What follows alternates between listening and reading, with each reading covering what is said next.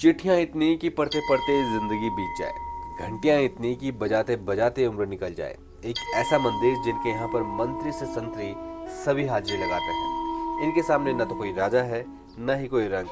सबकी फरियाद ये बराबर से सुनते हैं और उनके यहाँ पर फरियादें चिट्ठियों से भेजी जाती हैं। तो चलिए आज अल्मोड़ा के एक ऐसे बेहद चमत्कारी मंदिर के दर्शन करते हैं जहाँ पर आकर हर इंसान के दुखों का निवारण हो जाता है।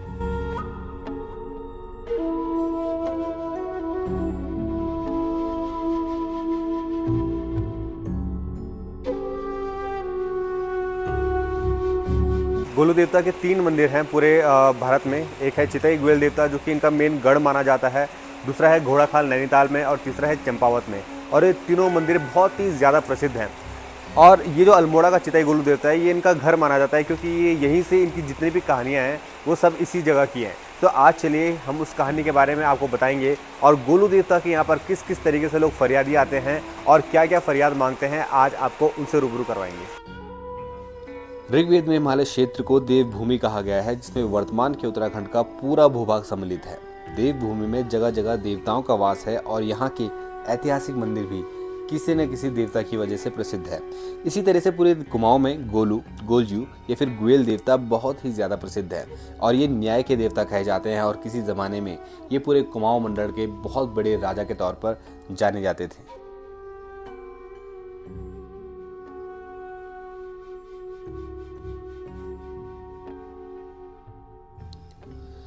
दोस्तों, मंदिर के अंदर सफेद घोड़े पर सर पर सफेद पगड़ी बांधे गोलू देवता की प्रतिमा है, जिनके हाथों में धनुष और बाण है। इस मंदिर में दूर दूर से श्रद्धालु न्याय मांगने के लिए आते हैं। गोलू देवता को स्थानीय संस्कृति में सबसे बड़े देवता के तौर पर मान्यता है और पूरे कुमाऊं में बड़े पैमाने पर इनको पूजा जाता है। और जब किसी की मनोकामना यहाँ पर पूरी हो जाती है तो वो यहाँ पर आकर अपने इच्छा के अनुसार घंटियाँ चढ़ाते हैं। आप जब कभी यहाँ पर आएंगे तो यहाँ कर घंटियाँ देखकर आपका सर चकरा जाएगा।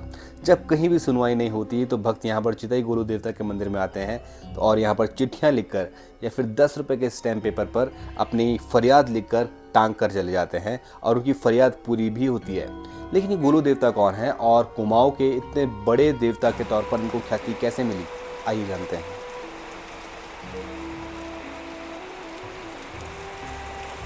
दोस्तों, गोलू देवता जो है अल्मोड़ा के राजा थे, राजा झाल राय, और माता कलिंगा के इकलौती संतान थे। वो बहुत समय से कोशिश कर रहे थे कि उनकी संतान हो जाए, लेकिन उनकी 7 रानियाँ थी, लेकिन 7 रानियों में से उनकी किसी भी रानियों से संतान नहीं हो पा रही थी। तो आखिरकार संतान हुई माता कलिंगा से। तो ये देखकर जो बाकी की 7 रानियाँ थी वो थोड़ा दुख में आ गई, क्योंकि जिस रानी के पेट से बच्चा हुआ है उसको ज़्यादा समय दिया जाएगा, उसको ज़्यादा पैम्पर किया जाएगा, तो बाकी की रानियाँ जो थी उनसे जलने लगी। तो उन्होंने एक योजना बनाई कि क्यों ना जो ये बच्चा पैदा हो रहा है हम इसको ही ख़त्म कर दें। तो 7 रानी ने योजना बनाई। जब बच्चा पैदा होने वाला था तो 7 रानियाँ उस रानी के पास थी, और जब बच्चा पैदा हुआ तो उन रानियों ने उस बच्चे को एक पत्थर से बदल दिया और राजा और रानी से कहा कि हे राजा, आपकी जो रानी है उन्होंने एक पत्थर को जन्म दिया है, बच्चे को नहीं। तो ये सुनकर सभी लोग बहुत ही ज़्यादा दुखी हुए कि कई सालों बाद एक संतान हुई थी, लेकिन वो भी एक पत्थर पैदा हुआ। तो राजा ने अपनी किस्मत समझकर इसको अपना लिया और अपना आगे का कार्यकाल चलने लगा।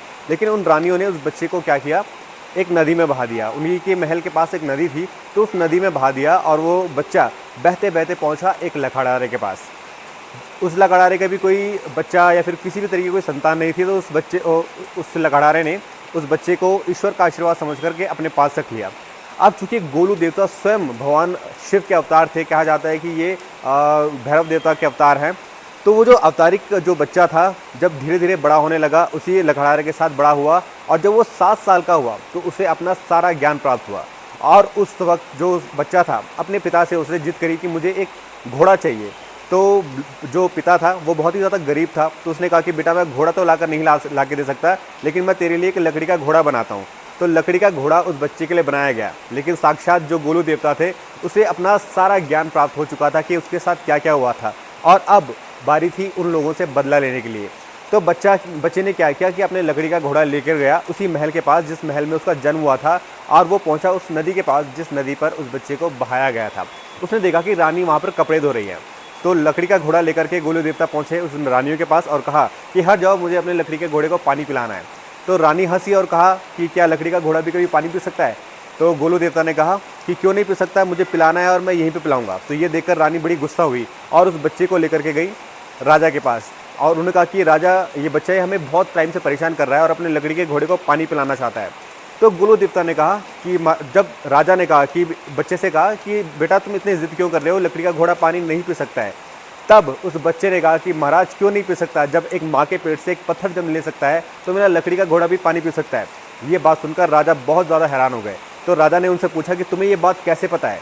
तब उस बच्चे ने अपने जन्म की सारी कहानी, सारी व्यथा उस राजा को सुनाई और ये बात सुन करके राजा को समझ में आया कि हाँ, ये वही बच्चा है जिसे मेरी जो पत्नी है कलिंगा, उसने जन्म दिया था। तो बाकी 7 रानियों को तो कारागार में डाल दिया गया और उस बच्चे को घोषित किया अल्मोड़ा का उत्तराधिकारी।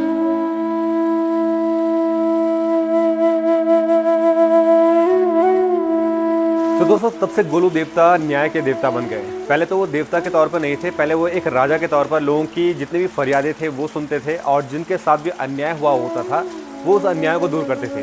तो ये बात जब तक जो लोग पास थे वो फरियादी वहाँ जाकर के अपनी फरियाद सुनाते थे, और जो लोग दूर थे, जब ये बात दूर दूर तक पहुँची तो लोग अपनी चिट्ठियों के ज़रिए या फिर किसी के ज़रिए गोलू देवता तक ये बात पहुँचाते थे। लेकिन जब उनकी मृत्यु हुई तब भी ये सिलसिला जारी रहा। लोग आज भी चिट्ठियों के ज़रिए यहाँ पर अपनी फरियाद पहुँचाता है। कोई 10 रुपये के स्टैम्प पेपर में अपनी फरियाद लिखता है, कोई कार्ड अपना शादी का लेकर के आता है। जिस भी तरीके से अपनी फरियाद वो यहाँ तक पहुँचा सकते हैं वो यहाँ पर आके पहुँचाते हैं और गोलू देवता उनकी सभी फरियादों को पूरा करते हैं।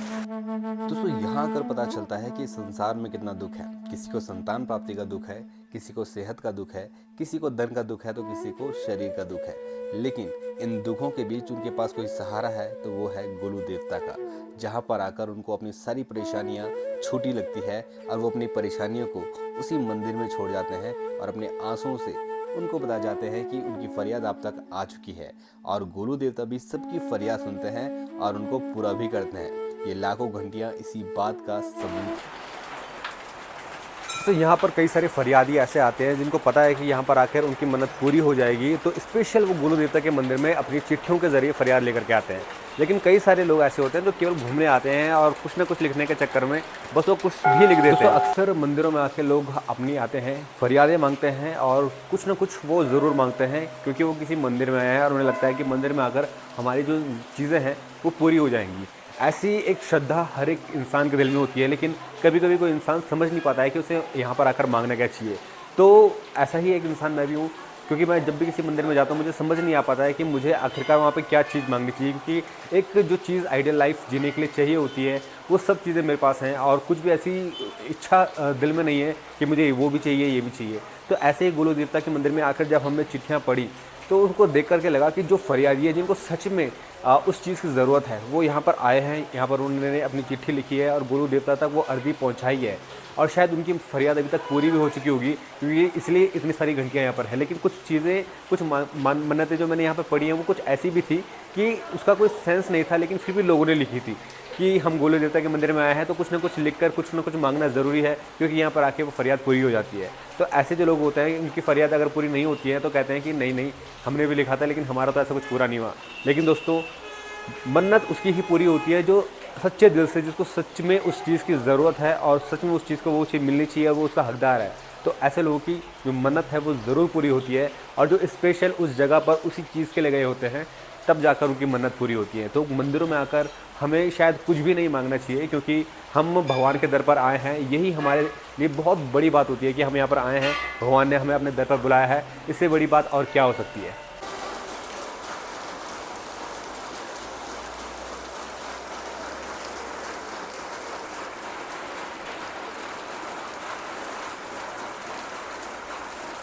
तो दोस्तों, ये थी कहानी अल्मोड़ा के चितई गोयल देवता की, जहाँ पर आपको आकर सुकून भी मिलता है और आपकी सारी जो फरियाद है वो पूरी भी होती है। लेकिन कोशिश करना कि आप जब यहाँ पर आओ तो आपकी अगर जेन्युइन फरियाद है तो वही लिखो, अदरवाइज़ आप कुछ भी लिख के मत चले जाओ, क्योंकि जो फरियाद ज़रूरी होगी पूरी होनी वो पूरी होकर ही रहेगी। तो अगर आपकी कोई भी ऐसी चीज़ है तो आप गोलू देवता के मंदिर में ज़रूर आइए। अगर आपको कहीं भी न्याय नहीं मिल रहा है तो आप गोलू देवता के मंदिर में ज़रूर आइए, क्योंकि यहाँ पर आकर आपको न्याय मिलता है, क्योंकि ये न्याय के देवता ही कहे जाते हैं। तो अब मैं अल्मोड़ा के एक और मंदिर के आपके दर्शन कराऊंगा, इसके बाद हम जाने वाले हैं वहीं पे, लेकिन अभी डिसाइड नहीं है कि किस मंदिर में हम जाएंगे। लेकिन आप इस सीरीज़ में मेरे साथ बने रहिए, क्योंकि मैं अल्मोड़ा के आपको तमाम मंदिरों की जानकारी देने वाला हूँ। और उनकी मान्यताओं से आपको रूबरू करवाने वाला हूँ। तो चलिए मेरे साथ इस सफ़र में, जो कि है अल्मोड़ा का सफ़र। जय गोल वीरता।